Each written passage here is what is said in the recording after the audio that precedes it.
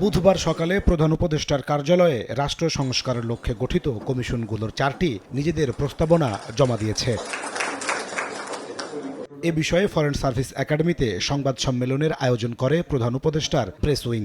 নির্ধারিত সময়ের মধ্যে সেখানে উপস্থিত হন সরকারের 3 উপদেষ্টা। এ সময় আইন, বিচার ও সংসদ বিষয়ক উপদেষ্টা ডক্টর আসিফ নজরুল বলেন, রাজনৈতিক দলগুলোর সঙ্গে ঐক্যের ভিত্তিতেই কমিশনগুলোর প্রস্তাবনা বাস্তবায়ন করতে চায় সরকার। আমাদের প্রত্যাশা আছে, ইচ্ছা আছে, পুরো কাজটাই আমরা সম্পন্ন করে যেতে পারবো, বাট এটা ডিপেন্ড করছে প্রধানত রাজনৈতিক দলগুলোর ঐক্যমতের উপর, তারা কতটুকু সংস্কার করতে ঐক্যমত পোষণ করতে পারেন। সংস্কার কমিশনের প্রস্তাবের ভিত্তিতে রাজনৈতিক দলগুলোর সঙ্গে যখন আলাপ করা হবে, এটাই আমরা আইডেন্টিফাই করার চেষ্টা করব যে ন্যূনতম সংস্কার কোনগুলো আছে এবং এই বিষয়ে রাজনৈতিক মতৈক্য আছে কিনা।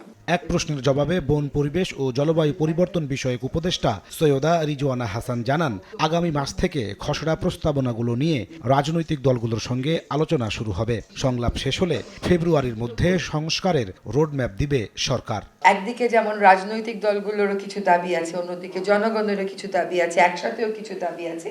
সো কোনগুলো নিয়ে আমরা তাৎক্ষণিকভাবে কাজ শুরু করব, রোড ম্যাপটা কি হবে, এইটা এই 1 মাসের মধ্যে আমরা একটা রোড ম্যাপ আপনাদেরকে দিতে সক্ষম হব বলে আমরা মনে করি। সংবাদ সম্মেলনে যুব ও এলজিআরডি উপদেষ্টা আসিফ মাহমুদ সজীব ভুইয়া জানান, রাষ্ট্রের কাঠামোগত পরিবর্তনের যে গণ আকাঙ্ক্ষা তা সংস্কারের মাধ্যমে বাস্তবায়িত হবে। এর জন্য তিনি সব পক্ষের সহযোগিতা কামনা করেন। সবার ঐক্যমত্যের পরে আমরা সরকারে যারা আছে আমরা সেটা ইমপ্লিমেন্টেশনের দায়িত্বটা নিব, সেটা আমরা করব এবং এক্ষেত্রে আমরা সকল পক্ষের সহযোগিতা এবং সহযোগিতা আশা করছি। শুধু সংস্কার নয়, বিচারের দিকেও জোর দিচ্ছে সরকার জানিয়ে ডক্টর আসিফ নজরুল বলেন, আগামী নির্বাচনের আগেই ট্রায়াল কোর্টে বিচার সম্পন্ন করতে চান তারা।